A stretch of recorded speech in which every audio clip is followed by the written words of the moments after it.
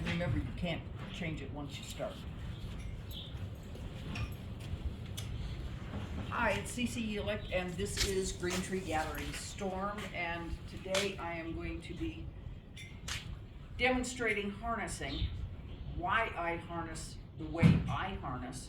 A lot of people do it differently, and there is no such thing as a wrong way to do it, I don't think. Whoa. So, I always start with my breast collar.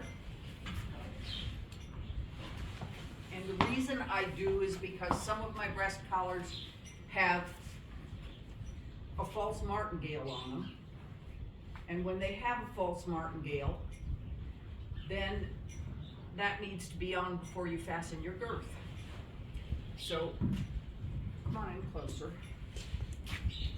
When I fit a breast collar, I want to take it on both sides at the place where the neck strap fastens to the breast collar and put it in draft. That is, push down on it and push back on it. And see to it that it is below the throat and above the point of the shoulder. That is vital. For you women out there, you may have experienced both of your bra straps falling down. Well, when your breast collar is too low, that's what it does to the horses. It impedes their forward motion. When it's too high, it chokes them. So we don't want to do that.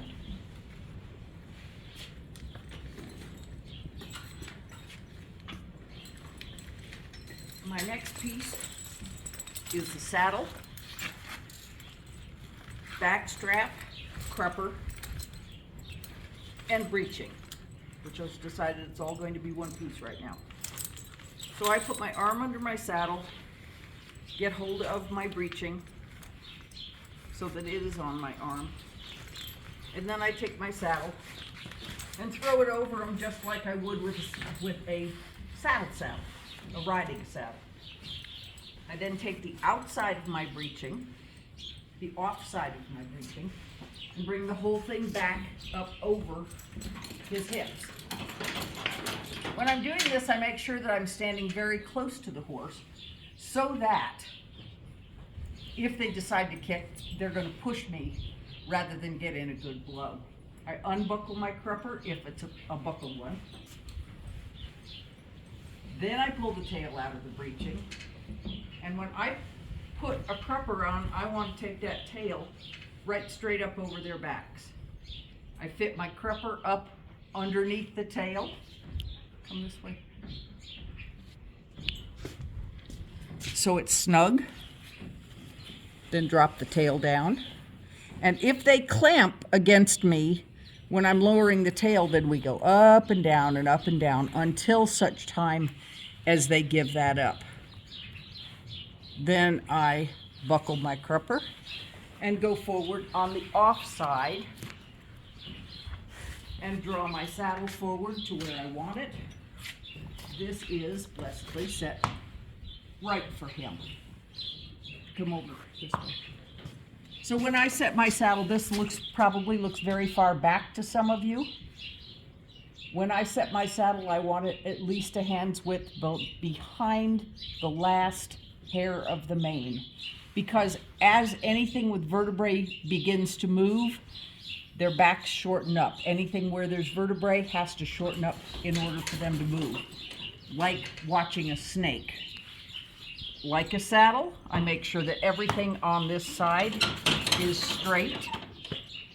And then I go around to my other side and fasten my girth.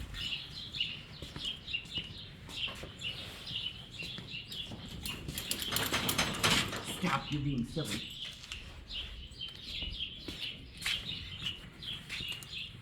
And like with a saddle, I don't put my girth very tight to begin with.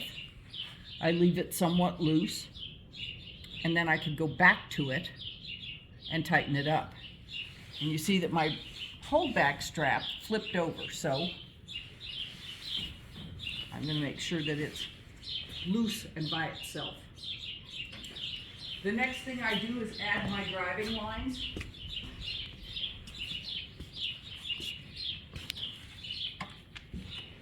And I always hang mine up so it's easy for me to get them and just put them on correctly. Correctly means that the bite, which is the piece that goes through the buckle, is to the right. So because of the way I've hung them up, it will come out that way. I drop one line over his back, run the other one through the rein, tear it, through the neck strap, tear it. Then I flip my reins up over his back so they're out of my way and safe. And then I do the same thing on this side. Some carrots and buckles disagree with each other, and so sometimes you have to turn them this way or that to get them to go through where they belong. Now that he's stood a little bit, I can snug the girth up a hole. A lot of times I won't bother to do this until I am in the process of hitching. But it is easier when there is not a cart involved. The next piece of it for me is a bridle.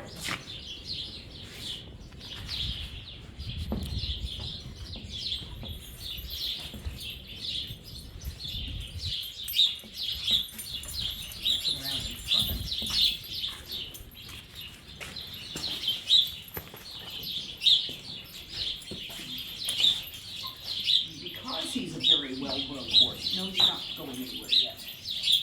Oh.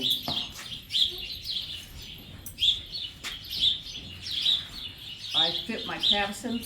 My cavessons are never fastened into my bridles. It's a very big experience to have a horse shake his head and flip that bridle off when something comes unbuckled. It is not a pleasant experience.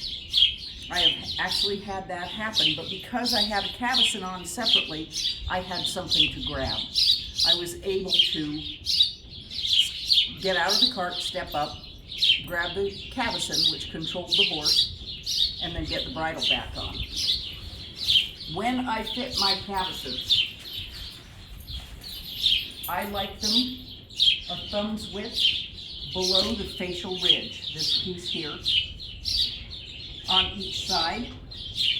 I like, for one thing, for looks, if you look at his head, back up a ways.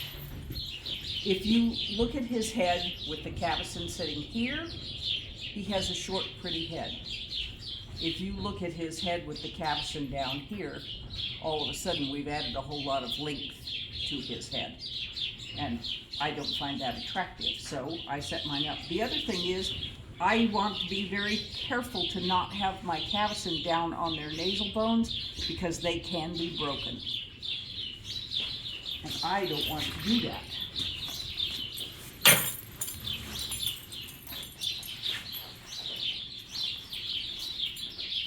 I bridle him just like I would for a saddle.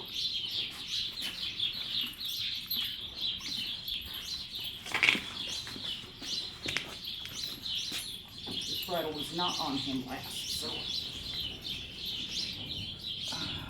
nope, it's just fine. So you and Dunny and JJ all have the same size head. That's very handy to do. I then buckle my off rein because I'm here. Why not? Come back around to this side. Buckle my throat latch. Why didn't I buckle my cavesson since it was loose? Because its purpose is to keep a horse from opening its mouth and ignoring the bit. If I have it tight enough to do that job, then I can't get the bit in his mouth. And I do like a tight cavesson. I put them on for a reason. Some people don't use them at all. I wouldn't drive without one. And he is saying, oh, that's so tight. It's not. I still can get fingers underneath this cavesson.